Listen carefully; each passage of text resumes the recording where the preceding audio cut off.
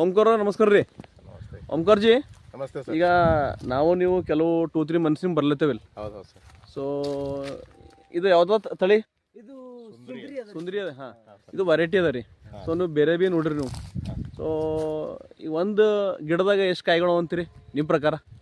ಈ ಗಿಡಕ್ಕೆ ಸರ್ ಈಗ ಫ್ರೂಟಿಂಗ್ ನೋಡಿದ್ರೆ ಹಾಂ, ಈಗ ಮ್ಯಾಕ್ಸಿಮಮ್ ಏನದಂತ 1000-2000 ಅದ ಸರ್ ಕಾಯಿ ಇದಕ್ಕೆ. ಕಾಯಿಗಳು ಅವ. ಹಾಂ. ಸೊ ಇದ್ರಾಗ 2000 ಒಂದು 20-30% ಬಿ ಡ್ರಾಪ್ ಐತಂದ್ರೆ ಬಿ ನಮ್ಗೆ ಏನದಪ್ಪ ಅಂದ್ರೆ ಇದಕ್ಕೆ 1000-1200 ಅಚ್ಚಾ ಲಾಸ್ಟಿಗೆ 1000 ಬರ್ಲೋದ್ರ ಬಿ ಬರ್ತದೆ. ಒಂದು ಮಿನಿಮಮ್ 1 800 ಉಳಿತಾವ 100% ಉಳಿತಾವ ಸರ್ ಗಿಡಗಳು. ಏನು ಫ್ರೂಟಿಂಗ್ ಐತದ ಅದರ 50%ಗಿಂತ ಹೆಚ್ಚಿಗೆ ಕಾಯಿ ಬರ್ತಾವ ಸರ್. ಹಾಂ.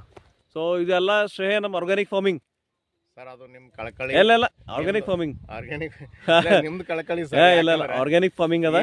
ಯಾಕಂದ್ರೆ ಈ ವರ್ಷ ನೋಡ್ಬೇಕು ಸರ್ ನಾವು ಹೆಚ್ಚಾಗಿ ಏನಪ್ಪ ಅಂದ್ರೆ ನಾವು ಏನೂ ಮಾಡದಿದ್ರು ಕೂಡ ಗಿಡ ತನಗೆ ಎಷ್ಟು ಭಾರ ಬೇಕು ಅಷ್ಟು ಕಾಯಿ ಇಟ್ಕೊಳ್ತದ.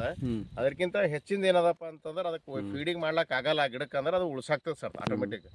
ಅದಕ್ಕೆ ನೀವು ಹೆಚ್ಚುವರಿ ಏನು ಪೋಷಕಾಂಶ ಕೊಡ್ತಾ ಇದ್ದೀವಿ ನಾವು ಇದಕ್ಕೆ ಆರ್ಗ್ಯಾನಿಕ್ ಫಾರ್ಮಿಂಗ್ ಮಾಡಲಿ. ಅದಕ್ಕೆ ಮ್ಯಾಂಗೋ ಸ್ಪೆಷಲ್ ಅಥವಾ ನೀವು ಸೊಡೋಮೋನಾಸು, ಟ್ರೈಕೋಡರ್ಮಾ, ಕೆಲವು ರೈಜೋಬಿಯಮು, ಮತ್ತೇನು ಪ್ಯಾಸಿಲೋಮೈಸಿಸು, KSB PSB ಅಂತ ಏನು ಹಾಕ್ಲತ್ತೀರ ಸರ್ ಕಂಟಿನ್ಯೂ ಅದಕ್ಕೆ.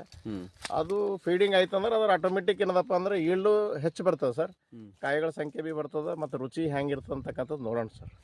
Okay, thank you sir.